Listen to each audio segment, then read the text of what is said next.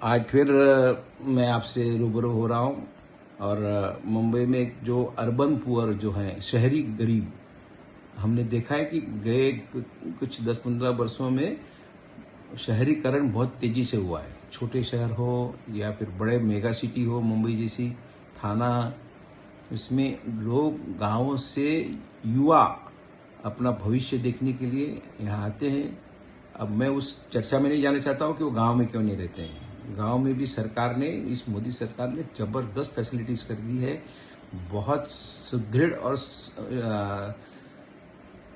Well equipped अच्छी तरह से एक गांव को एक आदर्श गांव भी बन गए हैं। जैसे कि वहाँ टॉयलेट की सुविधा हो गई है, जहाँ सोलर पावर हो गया है, कच्चे मकानों को पक्के मकानों में बदली कर दिया गया है, इंटरनेट की व्यवस्था है, बिजली बहुत अच्छी तरीके से आ रही है, बिना बहुत कम अब लोड शेडिंग हो रहा है।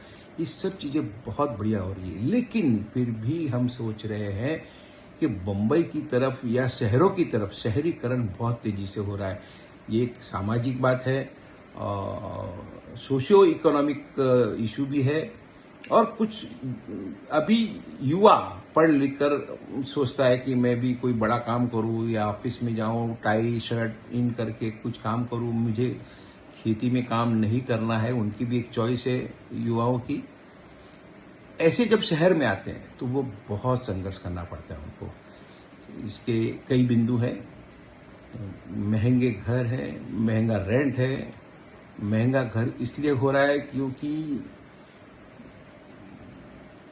जमीन महंगी है। कुछ भूमाफियाओं ने मतलब काफी जमीनों को कब्जा कर लिया, लेकिन सरकार ने भी बहुत अच्छी योजनाएं बनाई है माड़ा के थ्रू और दूसरी संस्थाओं के थ्रू, सिडको के थ्रू।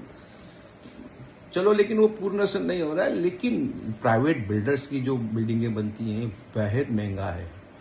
दक्षिण मुंबई धीरे धीरे मुंबई करों से खाली हो रहा है और मुंबई कर जो पुराना मुंबई कर है वो दक्षिण मुंबई खाली करने के लिए, मध्य दक्षिण मुंबई खाली करने, अंधेरी तक मैं सोचता हूं कि खाली करने के लिए मजबूर हो गया है। वह अभी वहां एफोर्ड नहीं कर पा रहा है रहने के लिए, क्योंकि नए मकान बेहद महंगे हैं। अब वो बीएमसी, जब बिल्डरों को हम बात करते हैं तो वो बताते हैं कि बीएमसी में भी अंडर टेबल के रेट बेहद ज्यादा बढ़ गए हैं। बहुत इरेगुलरिटीज है, लोगों को जमीन नहीं मिलती है, कनेक्टिविटी नहीं है। बदलापुर का रहने वाला आदमी, डोंबिवली में रहने वाला आदमी अगर नरीमन पॉइंट में या अंधेरी में भी रोज काम करने के लिए आता है तो ये एक रोज ट्रांसपोर्ट के लिए महंगा भी है और बहुत संघर्ष वाला समय है, बहुत मुश्किल वाली काम है वो। मेरा ये कहना है कि एक नया उसमें इश्यू आ गया है कि जब युवा कपल जब शादी करते हैं और उनके जब बच्चे होते हैं, उनको स्कूल में भर्ती कराना, केजी, नर्सरी, एक बहुत बड़ा माफिया पैदा हो गया। 2-2 लाख, 1-1 लाख रुपए एडमिशन करके पूरा जीवन ये दोनों युवा दंपति का फीस पेड करने में और उसके साथ में जो लगाया गया ऐसे कई राइडर्स है, जैसे कि उनको क्लासेस में और क्लासेस कराते हैं, उनको एक्स्ट्रा करिकुलर एक्टिविटीज के नाम पे बेहद महंगा हो गया है, बेहद महंगा हो गया है। एक सामान्य और जो अर्बन पुअर है, जो शहरी गरीब है, उसके बारे में योजना सरकार को सोचनी चाहिए, बनानी चाहिए। और ये एजुकेशन माफिया पर जबरदस्त कंट्रोल करने की जरूरत है। बिना कंट्रोल के फीस बढ़ गई है, एजुकेशन का खर्चा बढ़ गया है। ये बहुत बड़ा आगे जाकर के अभी एक बहुत बड़ी समस्या है। कैसे करेगा इंसान, छोटा जो जिसका पगार है 40-50 हजार रुपया, अभी पियोन का पगार 15-20 हजार से लेकर 50 हजार तक क्लर्क के पगार होते हैं, वो बेचारा अपने घर में चलाएगा कि ये स्कूल माफिया, एजुकेशन माफिया को ही पूरा पेमेंट कर देगा। इसके अलावा जब बढ़ती है 10वीं पे आते हैं या 8वीं के बाद, एक कंपल्सर हो गया है कि भाई हमको क्लासेस में बच्चों को डालना है। क्या बोलते हैं उनको, कोचिंग क्लास। एक कोचिंग क्लास पूरे भारत का एक बहुत बड़ा माफिया है। और जब स्कूल में आप पढ़ा नहीं पाते हो तो कोचिंग क्लास में जाना पड़ता है। फिर स्कूल में क्यों पढ़ाते, फिर स्कूल की फीस क्यों? और कोचिंग क्लास भी इतना महंगा हो गया है, लोगों को इस अच्छी कोचिंग क्लास में जाना है, उसमें जाना है, इसमें जाना है, उसकी फीस ज्यादा है, फिर वो मना करता है। ये बहुत बहुत बहुत बड़ा श्राप है। अर्बन पुअर इसमें बेचारा पिसता जा रहा। मैं तो बोलता हूँ अर्बन पुअर से आगे शहरी गरीब से भी ऊपर जो मिडिल क्लास है वो भी इसमें पिसा जा रहा है। महंगा इलाज, महंगा पढ़ाई बच्चों के लिए, पूरा जीवन रिटायर होने तक वो बेचारे इसी में संघर्ष करते हैं और पेमेंट करते हैं। कोई पूरा ईएमआई 20-20 साल का लेके घर खरीदते हैं। ये रोज एजुकेशन के बारे में आज हर तीसरे छठे महीने में कुछ न कुछ फीस का पेमेंट करना है, क्लासेस कोचिंग क्लास का पेमेंट करना है। मेरा कहना है सरकार से कि कोचिंग क्लास का ये धंधा, गोरख धंधा बंद करना चाहिए और स्कूलों में अच्छी पढ़ाई हो, कोचिंग क्लास की जरूरत नहीं हो बच्चों को।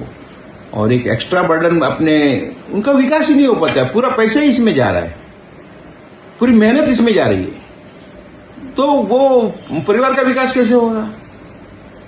धीरे धीरे लोग मुंबई से शिफ्ट होकर छोटे शहरों में भी जा रहे हैं जहां खर्चा कम है, लेकिन अब कब तक भागेंगे।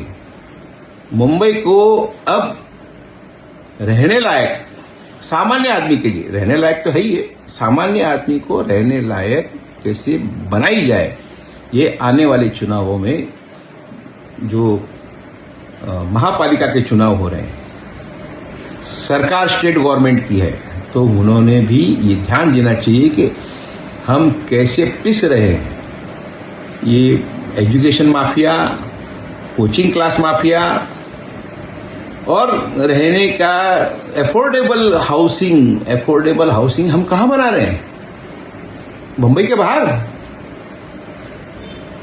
और ट्रांसपेरेंसी नहीं है, कितने लोग उसमें उसका फायदा ले रहे हैं।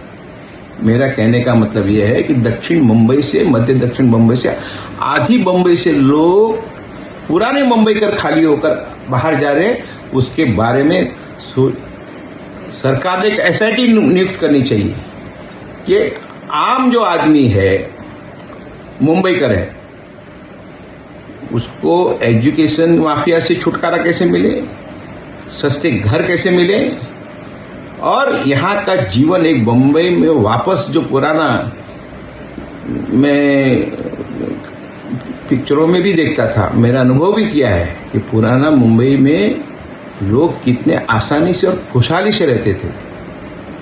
मैं चाहता हूं कि सरकार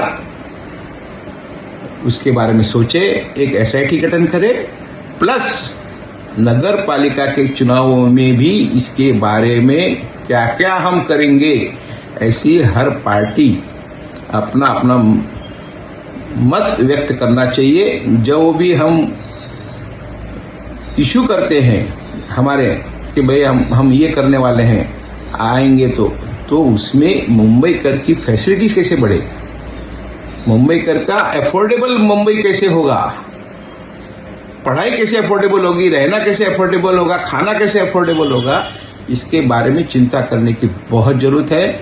और सभी वोटर्स को भी, जो भी मतदाता है, उनको भी जागरूक होकर इस विषयों पर फोकल और वोकल होना चाहिए।